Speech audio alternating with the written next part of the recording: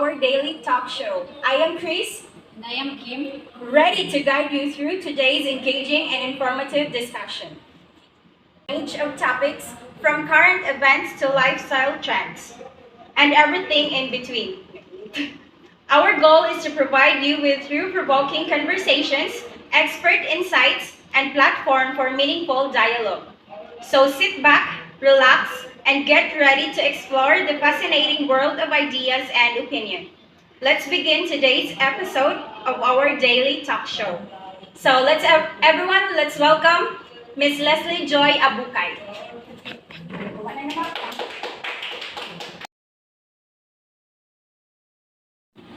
So good afternoon, ma'am.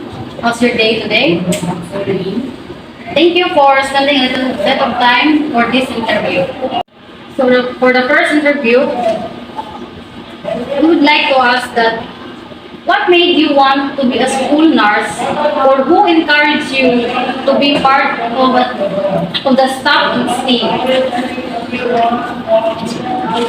Okay. So, frankly speaking, it wasn't included in my plan to work in this kind of setting because the very main reason why I took up nursing is for me to be able to work abroad and look for greener pasture. But since when I got married and had kids, I realized that my kids are growing so fast and there are times that I spend lesser time with them. Then I realized maybe I need to work in a setting wherein I can spend more time with my family. So when there was an opportunity wherein the CPU hired was looking for a school nurse, I immediately grabbed the chance. So, okay, I see. In this field you're taking up now, what was your greatest strength and weakness being a school nurse? For me, the greatest weakness, which turned out to be my strength, is time management. Because when I was hired here in CPU, I was hired to handle not just one extension campus, but the three extension campuses. And that is in Bantayan, San Remigio, and Tabuod Extension. So knowing and analyzing the location is very far from each other. So I really have to learn how to manage my time correctly so that there will be no extension campuses that will be behind, especially in conducting different activities. So what I do, I always do my calendar of activities ahead of time, and I always make a glance for activities that can be, if there are activities that cannot be implemented due to unpredictable weather conditions, just like that. So I really have to manage my time, and that's the weakness. That's my weakness before, which turned out to be my strength now. So can you share us how you react if there is an accident or incident happen? Would you panic or you just stay calm? So being part of the medical team, ever since we were students, we are already trained to be calm in whatever situations we are in, especially on situations that would require emergency response.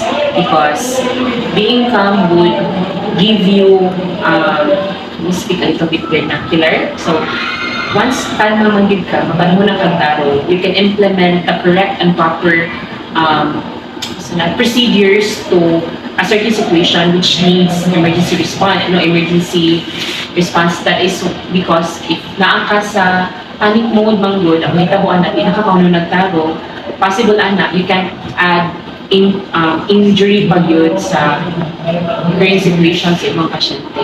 So, para makahatag ka usap to nga care, procedures sa mga nakinahanglan, you just need to be calm. Then, what strategies do you use to calm an upset student? For me, so far, I haven't encountered situation na ay mag-wild din as estudyante sa school. But siguro if I were in the situation, strategies would be, first siguro you have to be calm. You need to be calm una. Kaya if ikaw, mismo hindi ka kalma, how can you calm the patient?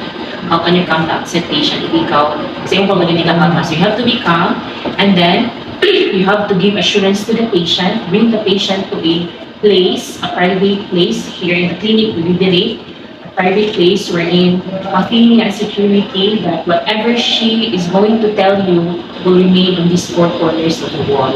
Okay, once ang ma-accept man yung mga patients, dapat makuha ninyo ang ilang trust so that they can voice out sa ilang feelings and emotions na ilang pamati during the day.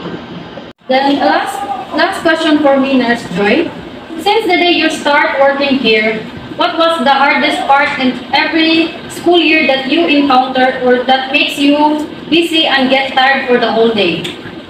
So far, no, since I started working here since 2015, the most or the busiest activity that we have here is accreditation. I don't know if nakasuway na ba mo na walay time kaayo or na ay lesser ang time sa instructors ninyo natulong no because we are very busy with accreditation. So same here sa clinic, we are very much busy during that time. There were instances wherein I slept here straight for 3 days. I only went home to check for my kids if they're okay, if they're eaten well.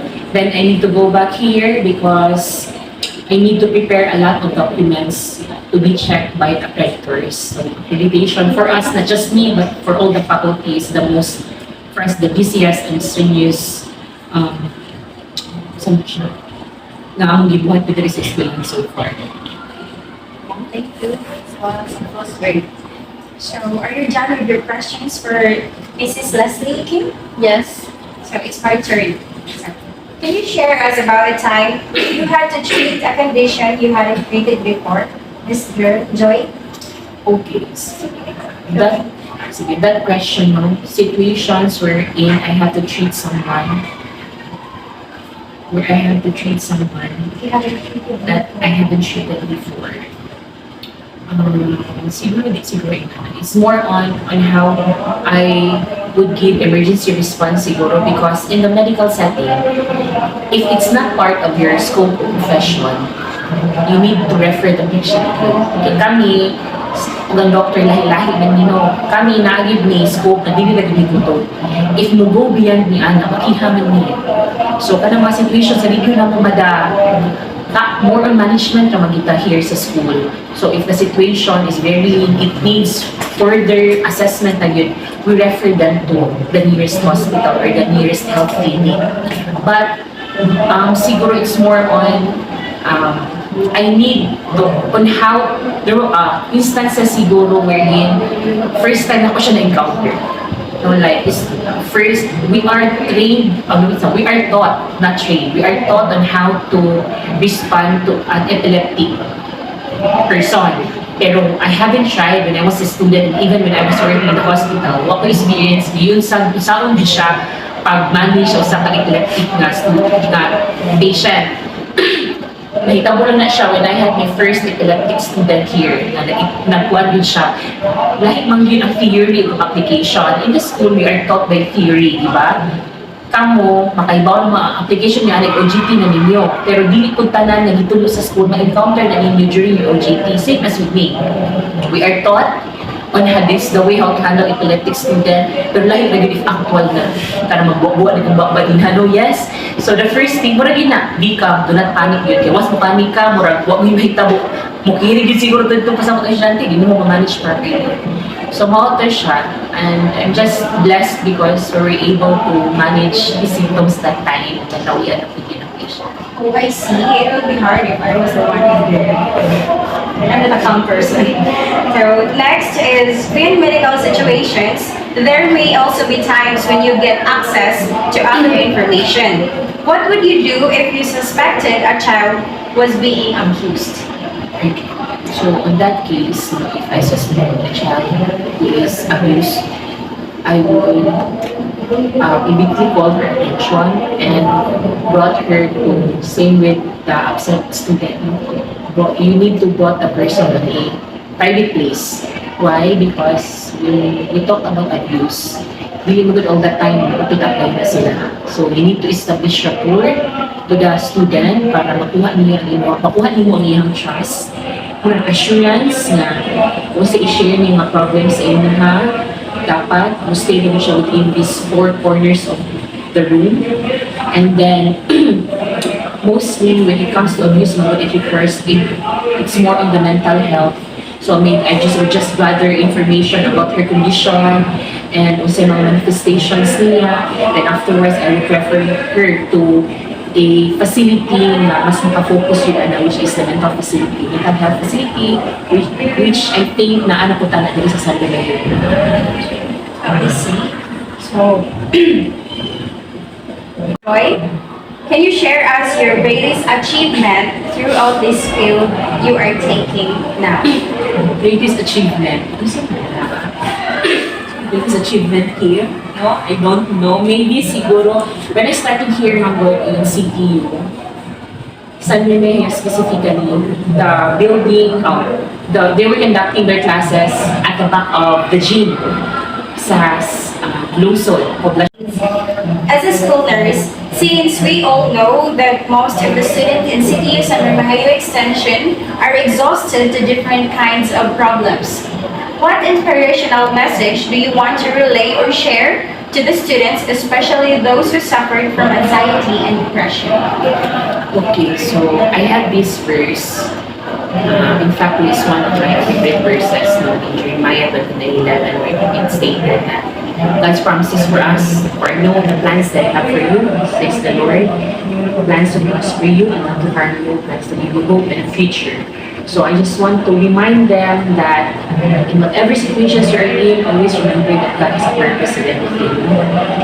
And then if you are on anxiety or if you are depressed, always remember that it's okay to open up, it's okay to talk someone with your problem. Make sure lang kasaligan ang tao, may imong storyahan. At the same time, sa imuhang pagpaninguha towards healing, always celebrate your small steps because kawan man ang silihan na these too shall pass. So everything is not permanent. No? Everything changes there. Change is the most constant thing in this world. When already na siya weather, di ba? When it storms, it's not forever na magbagyo, di ba? Yes, it may be intense at times, but there is always a brighter days ahead. So muna siya. Be positive. I know it's so hard, especially for those depressed individuals na hindi positive, but more siya. And then learn how to pray, learn how to talk with someone, open up, just make sure lang sa sarili. And then believe in yourself. Always believe in yourself. Thank you for that wonderful advice, Ma'am. So, Nurse Joy, we are grateful for interviewing you this afternoon. Thank you for giving us time. And we are happy to hear all your answers for our questions. So, and we can consider that your job was really hard. So, congratulations and thank you for this interview. Thank you. Thank you. So that will be all for today. And I am Kim. Thank you for watching.